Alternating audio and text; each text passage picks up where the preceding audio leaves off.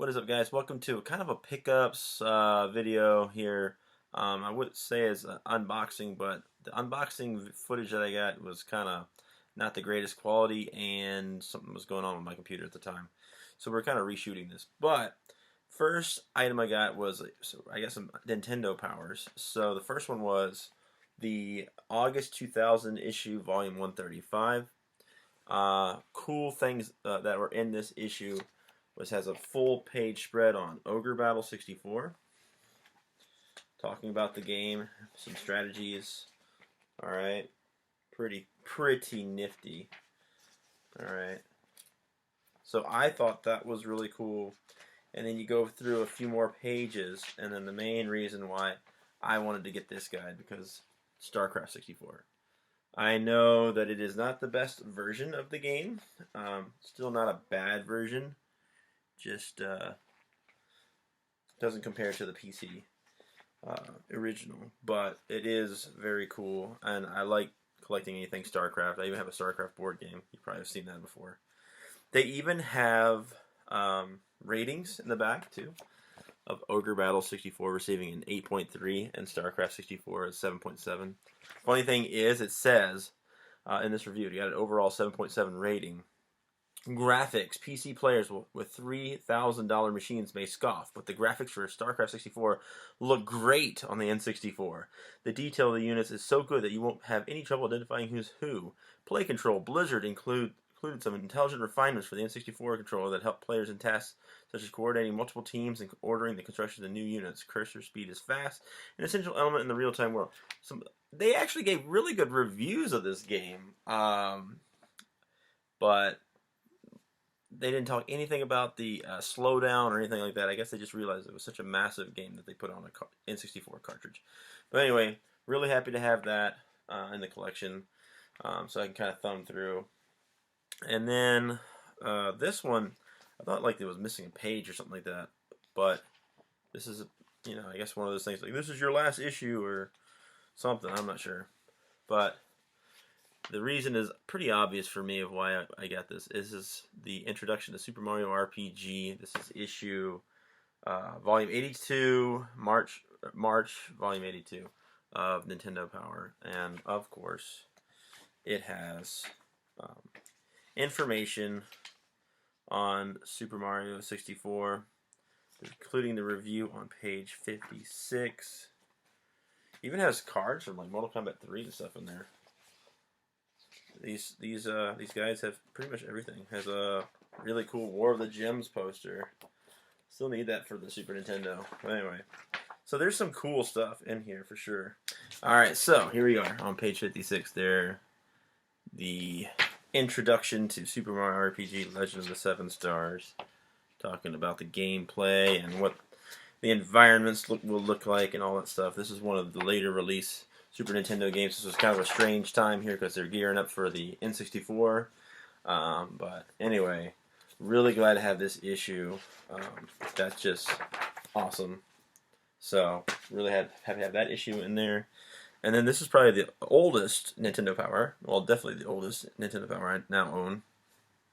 And because Super Nintendo is what I've pretty much been devoting myself to collecting here lately, this is one of my favorite games on the system, and it was the first game that I played on it when I got my Super Nintendo, and that was Introduction to The Legend of Zelda: A Link to the Past. This one is a much earlier issue. This was his volume 34, so that is really cool. I mean, just the advertisements for like the Super Scope, stuff like that. Thumbing through this stuff, has strategies for Mega Man 2 on the Game Boy, Joe and Mac, just some cool stuff. Even has like a little comic strip for Zelda here. But yeah, there it is, guys. You have that. And then it talks about the items in the game. Really cool stuff. So, and then the world map, of course. So, awesome stuff. Really happy to get those Nintendo Powers. I got the prices below. This one I actually snagged a really good deal on, and it is for my favorite game of all time, favorite RPG, everything. Super Mario RPG Legend of the Seven Stars. Really happy to get this guy. It's not in 100%, like the spine there is a little bit messed up. Some little sticker residue, but for the price I paid, I'm pretty happy with it. So it just shows you all the worlds, and there you get Mangino there. So this is cool. I'm really happy to have this guide in the collection. Just trying to get some of the older strategy guides now. And then the final thing that we got is a new acquisition to the Super Nintendo library here. Really fun beat 'em up. Maybe not the best beat 'em up, but it is pretty cool. Made by the people that made Super Turrican, Seika. So we got Legend.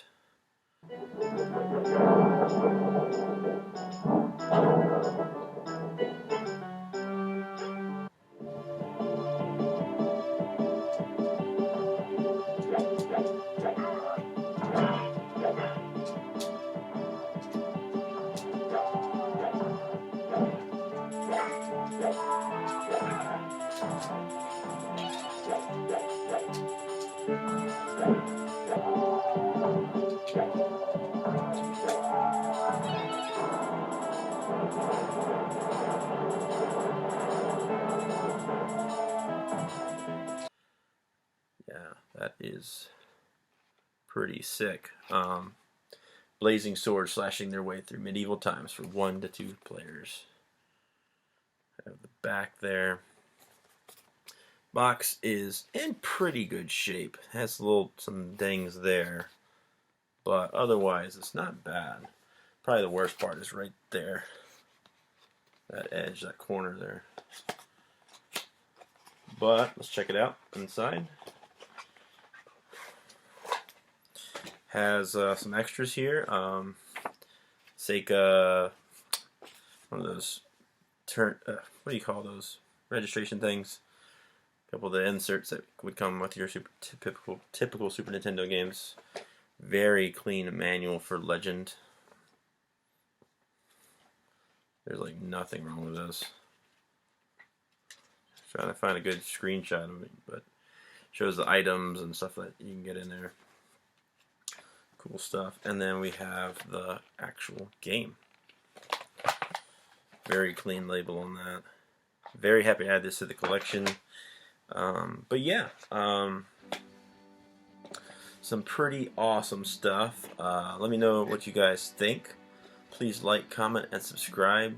I guess a question too, like, if you were to have an old Nintendo Power, do you still have your old Nintendo Powers? And if you do, which one was like your favorite? I would say probably the Super Mario RPG one is probably my favorite because it's my favorite game. But anyway, let me know what you guys think in the comments. Please like, comment, subscribe, and we will see you later.